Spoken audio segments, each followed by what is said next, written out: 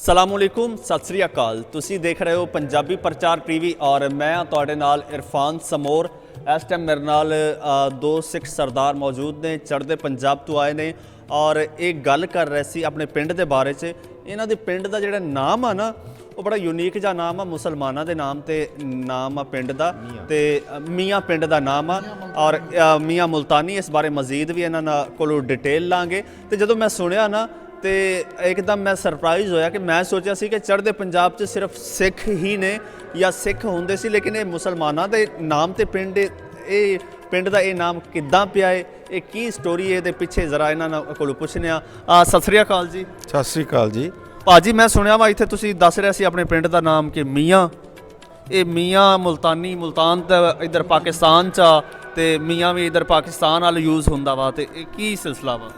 ये साडे पिंड का जो नाम है मियाँ, और एक साडे 2 किलोमीटर दूर एक होर पिंड है उसका नाम मुल्तानिया, और लगभग इकट्ठा नाम ही लिया जाता मियाँ मुल्तानिया।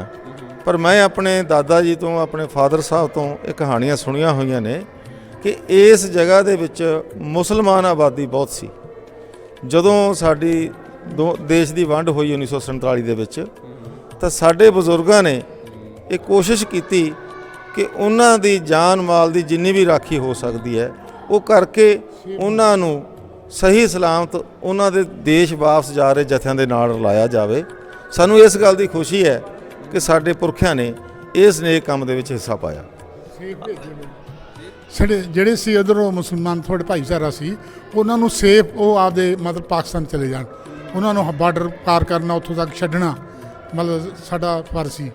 ਉਹਨਾਂ ਨੇ ਇੱਥੇ ਪਾਕਿਸਤਾਨ ਪਹੁੰਚ ਕੇ ਵੀ ਸਾਡੇ ਬਜ਼ੁਰਗਾਂ ਦਾ ਧੰਨਵਾਦ ਕੀਤਾ ਕਿ ਵੀ ਸਰਦਾਰ ਜੀ ਅਸੀਂ ਬਹੁਤ ਠੀਕ ਪਹੁੰਚ ਗਏ ਬਸ। ਅੱਛਾ ਜੀ, ਜਿਸ ਤਰ੍ਹਾਂ ਤੁਸੀਂ ਗੱਲ ਕਰ ਰਹੇ ਸੀ ਕਿ ਤੁਹਾਡੇ ਵੱਡਿਆਂ ਨੇ ਉਹਨਾਂ ਨੂੰ ਸੇਫਲੀ ਇੱਧਰ ਪਹੁੰਚਾਇਆ, ਤੇ ਇੱਥੋਂ ਇਹ ਜ਼ਾਹਿਰ ਹੁੰਦਾ ਵਾ ਕਿ ਉਹਨਾਂ ਦੇ ਰਿਲੇਸ਼ਨਸ ਆਪਸ 'ਚ ਮਿਲਣ ਵਰਤਨ ਬਹੁਤ ਅੱਛਾ ਸੀ। ਇਸ ਬਾਰੇ ਵੱਡੇ ਕੀ ਦੱਸਦੇ ਸੀ, ਯਾਨੀ ਵੰਡ ਤੋਂ ਪਹਿਲਾਂ ਕਿੱਦਾਂ ਰਹਿਣ ਕਰਨ ਸੀ? ਮਿਲ ਵਰਤਨ ਬਹੁਤ ਅੱਛਾ ਸੀ, ਭਾਈਚਾਰਕ ਸਾਂਝ ਸੀ। ਉਸ ਤੋਂ ਬਾਅਦ ਕੀ ਹੋਇਆ ਕਿ ਜਦੋਂ ਵੰਡ ਤੋਂ ਬਾਅਦ ਸੰਚਾਰ ਦੇ ਕਮਿਊਨੀਕੇਸ਼ਨ ਦੇ ਸਾਧਨ ਬਹੁਤੇ ਨਹੀਂ ਸੀ, ਮੇਲ ਮਿਲਾਪ ਨਹੀਂ ਹੋਇਆ, ਸੋ ਟਾਈਮ ਪੈ ਕੇ ਜੋ ਬਜ਼ੁਰਗ ਸੀ ਉਹ ਆਪਣੀ ਉਮਰ ਹੰਢਾ ਕੇ ਚਲੇ ਗਏ। ਉਸ ਤੋਂ ਬਾਅਦ ਇਹ ਲਿੰਕ ਮਿਸ ਹੋ ਗਏ, ਸਿਰਫ ਕਹਾਣੀਆਂ ਰਹਿ ਗਈਆਂ ਜੋ ਬਜ਼ੁਰਗਾਂ ਤੋਂ ਸੁਣੀਆਂ ਅੱਜ ਤੁਹਾਡੇ ਨਾਲ ਸਾਂਝੀਆਂ ਕੀਤੀਆਂ। ਅੱਛਾ, ਤੇ ਪਿੰਡ ਦਾ ਨਾਮ ਅਜੇ ਤੱਕ ਵੀ ਮੀਆਂ ਵਾ। ਜਦੋਂ ਮੁਸਲਮਾਨ ਉੱਥੋਂ ਚਲੇ ਗਏ ਤੇ ਫਿਰ ਸੋਚਿਆ ਨਹੀਂ ਮੁਸਲਮਾਨ ਤੇ ਹੈ ਨਹੀਂ, ਅਸੀਂ ਹੁਣ ਸਿੱਖ ਇੱਥੇ ਹੈ ਵਾਂ, ਸਰਦਾਰ ਅਸੀਂ ਕੋਈ ਸਿੱਖਾਂ ਵਾਲਾ ਨਾਮ ਰੱਖ ਦਈਏ ਜਾਂ ਕੁਝ ਹੋਰ? ਨਹੀਂ, ਐਸੀ ਕੋਈ ਗੱਲ ਨਹੀਂ ਕਿ ਸਾਡੇ ਸਾਰੇ ਪਿੰਡ ਦੇ ਕਿਸੇ ਵੀ ਵਸਿੰਦੇ ਦੇ ਦਿਮਾਗ 'ਚ ਇਹ ਗੱਲ ਨਹੀਂ ਹੈ ਕਿ ਸਾਡੇ ਪਿੰਡ ਦਾ ਨਾਮ ਮੀਆਂ ਕਿਉਂ ਹੈ। ਇਸ ਤਰ੍ਹਾਂ ਦਾ ਕੋਈ ਕਿਸੇ ਨੂੰ ਇਤਰਾਜ਼ ਨਹੀਂ ਹੈ। ਉਮੀਦ ਹੈ ਕਿ ਇਹ ਨਾਂ ਇਸੇ ਤਰ੍ਹਾਂ ਹੀ ਸਦੀਵੀ ਰਹੇਗਾ। ਅੱਛਾ, ਇਹ ਦੱਸੋ ਉੱਥੇ ਚੜ੍ਹਦੇ ਪੰਜਾਬ 'ਚ ਮੁਸਲਮਾਨ ਵੀ ਹੈਗੇ ਆ?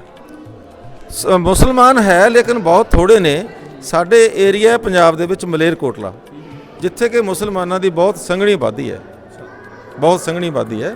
ਕਿਉਂਕਿ ਨਵਾਬ ਮਲੇਰਕੋਟਲਾ ਜਦੋਂ ਗੁਰੂ ਸਾਹਿਬ ਦੇ 4 ਸਾਹਿਬਜ਼ਾਦਿਆਂ ਨੂੰ ਉਹ ਸਜ਼ਾ ਦਿੱਤੀ ਸੀ ਤਾਂ ਉਹਨਾਂ ਨੇ ਹਾਂ ਦਾ ਨਾਅਰਾ ਮਾਰਿਆ ਸੀ। ਉਸ ਹਾਂ ਦੇ ਨਾਅਰੇ ਸਦਕੇ ਉਹਨਾਂ ਨੂੰ ਵਰ ਹੈ ਕਿ ਤੁਹਾਡੀ ਇਹ ਧਰਤੀ ਹਮੇਸ਼ਾ ਇਸ ਭਾਈਚਾਰੇ ਦੇ ਨਾਲ ਹਰੀ ਭਰੀ ਰਹੇਗੀ। ਅੱਜ ਵੀ ਉੱਥੇ ਮਲੇਰਕੋਟਲੇ ਦੇ ਵਿੱਚ ਬਹੁਤ ਗਿਣਤੀ ਮੁਸਲਮਾਨ ਭਾਈਚਾਰੇ ਦੀ ਹੈ। ਇਸ ਨੂੰ ਦੇਖਦੇ ਹਾਂ ਉਹਨਾਂ ਨੂੰ ਡਿਸਟ੍ਰਿਕਟ ਮਲੇਰਕੋਟਲਾ ਨਵਾਂ ਨਾਂ ਹੁਣ ਦਿੱਤਾ ਗਿਆ। ਚਲੋ ਜੀ, ਉਮੀਦ ਕਰਨੇ ਆ ਕਿ ਇਹ ਭਾਈਚਾਰਾ ਜਿਹੜਾ ਇਸੇ ਤਰ੍ਹਾਂ ਚੱਲਦਾ ਰਹੇ।